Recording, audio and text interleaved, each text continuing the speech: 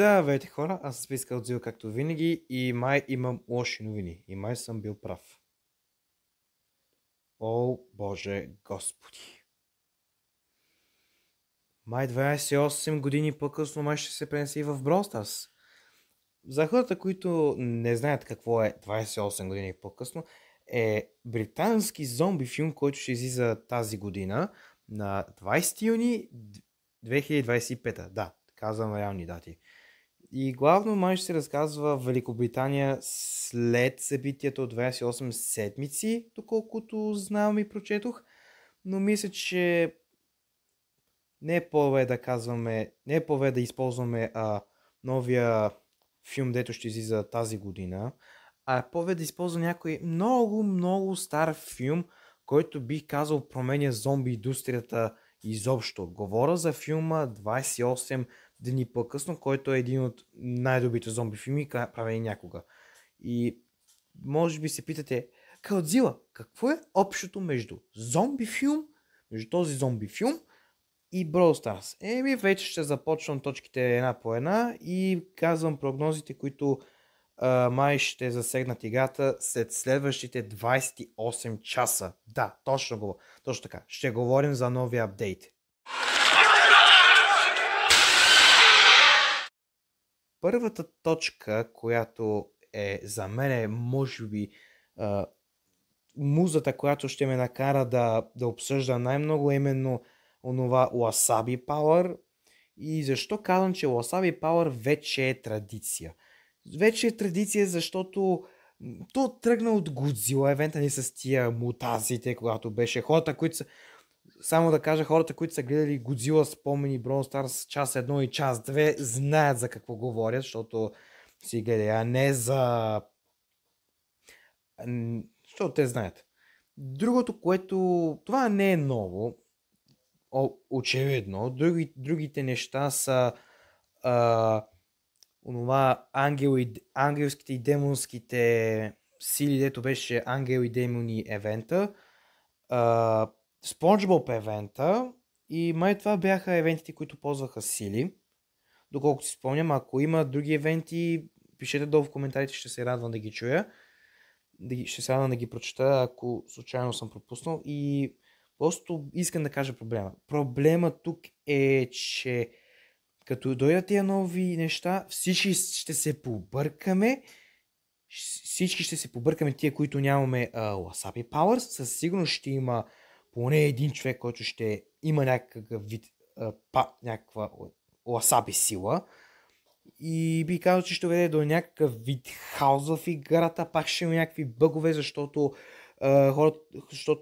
когато беше ангели срещу демони, по-точно евента, значи първия бъг, дето беше през миналия евент, дето беше с ангелчетата, Спайк с неговия стара пауър за хилване, обърках се, дето и беше една от силите на демоните, нали, по-добро хилване. Спайка беше щупен. Ако го удариш, той веднага си връща кръвта. Той имаше Infinity Health, безкрайен Health. А другия бъг, който много добре си спомням, беше Cold и оная сила с ринговете, това с пръсените. Защото когато използваше ринговете, те забиваха и караха играта да багяса и трябваше много време. Другия бъг, който беше с Чарли на един от геймовете Salt Collector. Когато ти си взел примерно около 5 души, Чарли ще те удари и тя автоматично взема всичките души, които сте взели. Не се шегувам, това е реално. Вижте в интернета Чарли Бък Ангелс vs. Demons и ще видите за какво го говоря. И третия бък, който би казал най-големия глич по-точно, е на Тара и Демон силата бомба. Когато Тара си има... Всеки, който е играл просто, знае за гаджета на Тара, който пуска 3 нейни сенки. И когато отидат някъде и те гръмнат, те удят много. Това е първата точка, която може би е очевидната, която може би съм намерил. Втората точка е инфектирани. Сега, хората, които не са гледали 28 дни по-късно, тук казвам спойлери, защото малко ще разкажа за филма, какво е то. Филма 28 дни по-късно с Килиан Мърфи, да, той е главният актьор. Да, всеки знае Килиан Мърфи, той нали играше Опенхаймер. Почва се така. Действието се развива в една лаборатория пълна с маймуни, но тия маймуни са заразени с вирус, който кара да са бесни и тя е като кръвните болести. Няма да казвам конкретни имена, защото да не ми демотизират, да не стане някакви проблеми с клипа там за цензура. Проникват екотерористи. Екотерористи са такива хора, които пробиват те свалят такива хора, които експериментират върху животни, замърсяване на околната среда. Аз ще намеря някъде какво е екотерорист, за да не стане някакво объркване. Те проникват в тази лаборатория, освобождават един от маймуните, един от тия терористите бива ухапан и оттам идва цялата работа. И това е малкия спойл за началото на филма. Да, той е типично начало за зомби филм. То дори не е зомби филм, доколкото се сещам. В 28 години по-късно вече ще бъдат зомбита. Но още ги наричат инфектирани. Какво искам да кажа с инфектирани? Инфектирани са хората, нали, с някаква болест или пък ти си инфектиран с токсичност, така да се каже. И именно токсичност. И пак ще вдигна темата за токсичността. Хората, които са гледали клипа ми как Brawl Stars се превърна в примитивна война, ще разберат за какво говоря. И главно, явно, пак ще севаме същата формула с динозаврите, но вместо динозаври ще използваме инфектирани зомбита.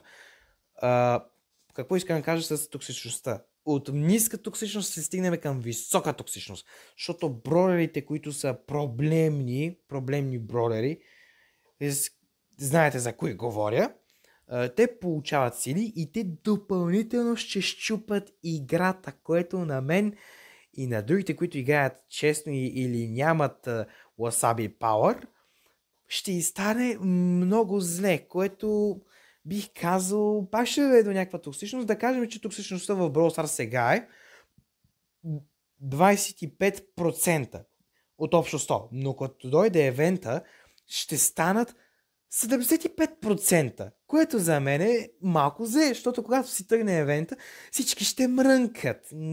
Няма да коментираме скинове, защото те не са в темата. И мисля, че е време да преминавам. Мисля, че не, още няма да преминавам към последната част. То клипчето ще ми бъде много кратко, съжалявам, то няма какво да се коментира. И би казал, че Wasabi Power-ите малко са като искам да читна играта, ето ти. Wasabi Power, който ти позволява да читнеш играта. Това е на Шели, дето стреля от всички страни. Едгар, който може да скочи от единия край до другия край безпроблемно и прекалено бързо. Фанка, който ще удия много. Това за мен са като мутациите. Ще сложа един постер за 28 години по-късно, за да видите какво искам да кажа. И да, време да преминаваме към следващата точка.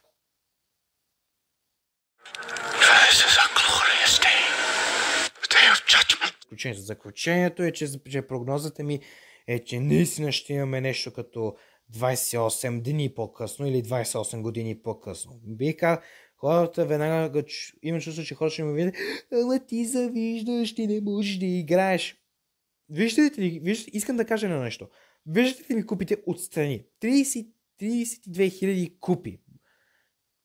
32 939 купи. Да, аз преди бях много, ама ето най-високият ми лимит е бил 39 975 купи. Постигнах, аз го постигнах за една година.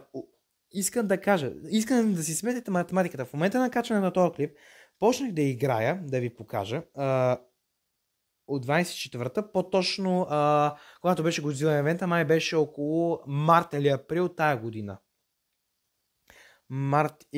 март или април миналата година, за една година, направих 39 купи. А на Ванко, който всички го знаем с видеята за Brawl Stars, той постигна същото, но за по-дълго време. Тъй, че аз се боря за тия играчи, които бързо се развиват. И имаме, да, заключението. Искам този клип да се разпространи малко по-нашироко, защото това е тема, която май трябва да се обсъди и искам, ако примерно Васиби или Ванко, които постоянно ги коментирам, по-точно Васиби, защото не я коментирам и не я шадаутвам, искам да коментира под моя клип дали това, което говоря е истина, че пак ще имаме някакви токсичности, пак ще има някакви проблеми. Бих казал, че си изказах точките една по една и бих казал, че май наистина ще имаме нещо като зомби апокалипсис в Brawl Stars. Не мога сега, съжалявам. Не мога сега Алекс 1, 2, 3. Съжалявам, не мога сега. И бих казал, че май ще имаме пак зомби апокалипсис. Нещо като мутациите и Спонжбоб и The Англи срещу демони. Съжалявам, ама ако хора, които ще тръгват да си защитават тезата, че греша, нямам нищо против от това да кажете, че малко или нещо греша. Това клип, че е вид изразяване на мнение и бих се радвал, ако си изразите мнението, дали ще е положително негативно, аз приемам. И искам този клип да се сподели малко по-нашироко, за да може да достигне до повече хора. И бих казал, че това. Надявам се клипа да ви е харесал. Ако е така, знаете си процедурите. А от мене едно чао. И до следващия път.